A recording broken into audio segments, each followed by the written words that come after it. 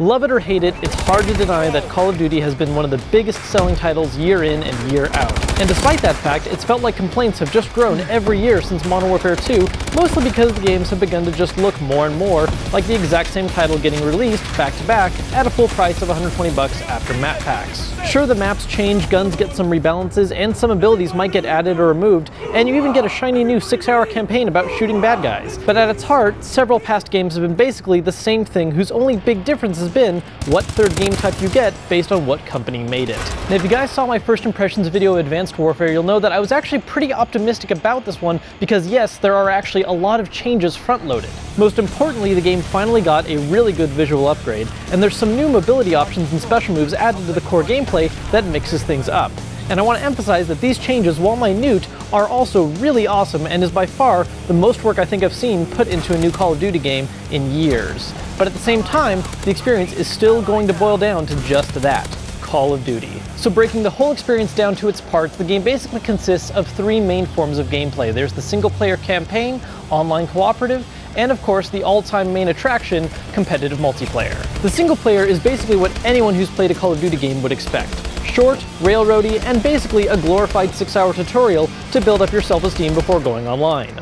The story is one of the better ones for the series, partially thanks to Kevin Spacey, but also because the plot is a little deeper than just here is the super bad terrorist, go defeat him. Though don't worry, that is still the direction it ultimately goes. There's a little variety in content past shooting dudes on foot, you can upgrade your character as the plot goes on, there's a few faux stealth missions, and of course a couple of vehicle segments that overall do liven things up a bit, but considering the campaign's overall length, it's just hard for it to be memorable.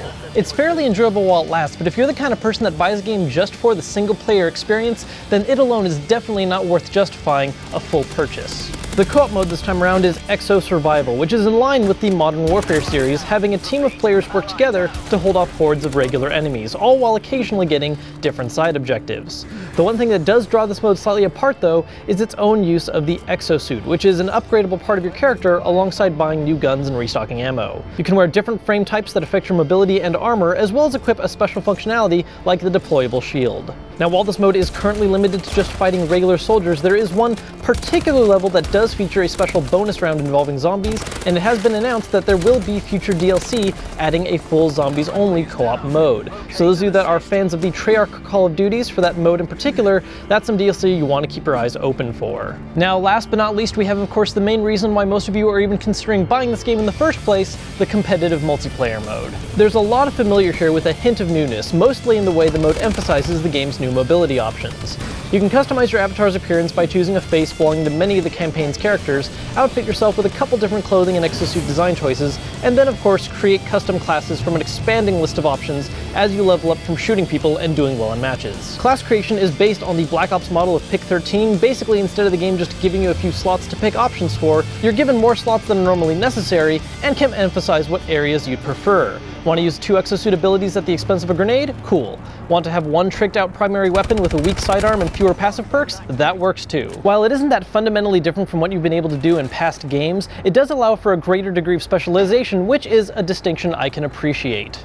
Now, as I said earlier, the biggest change in this game comes from core mobility controls. Players can now perform a double jump thanks to a jetpack, as well as perform quick side and back dashes and an air dash to try and get out of danger, with a few more special options available as exosuit abilities, like a short-term hover. On its own, the mechanic is a nice change, but thankfully it was also taken into account in the game's map design. None of them consist of 2 open or flat-out areas, instead relying heavily on multi-tiered levels that reward players for utilizing their new vertical freedom. This can make things like flanking enemies or get a jump on foes a lot easier, though depending on the level, it does also run the risk of making you a bit too obvious of a target. While this doesn't revolutionize the gameplay by any means, it's still enough of a change to make Advanced Warfare's tactics at least a little different from previous games. Now, I also want to take a moment to praise the game's variety of match types. While certain traditional modes of course offer the most player traffic, there's a lot more specialty options to help vary your multiplayer experience beyond just free-for-all or domination, offering some of the most modes right from the start out of any Call of Duty game without any DLC expansions just yet.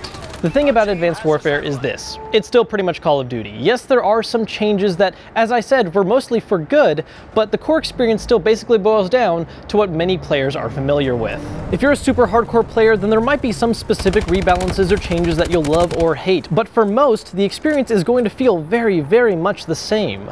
Personally, the series has never really been my cup of tea, and I'm not a fan of the map packs galore sales model. But while I'd normally chastise a Call of Duty game a lot more for just being a regurgitated product, I actually kind of like this one, at least relative to what the rest of the series has been like in recent years. It may just be Call of Duty at its heart still, but it's the most refined one to come out in quite some time, with just a pinch of some nice core changes. So if you've never been a fan of Call of Duty, this one isn't going to change your mind about that. But if you've been a fan of it in the past, or you've always had a passing interest off and on, this is the best one to come out in years, and just might actually be worth picking up.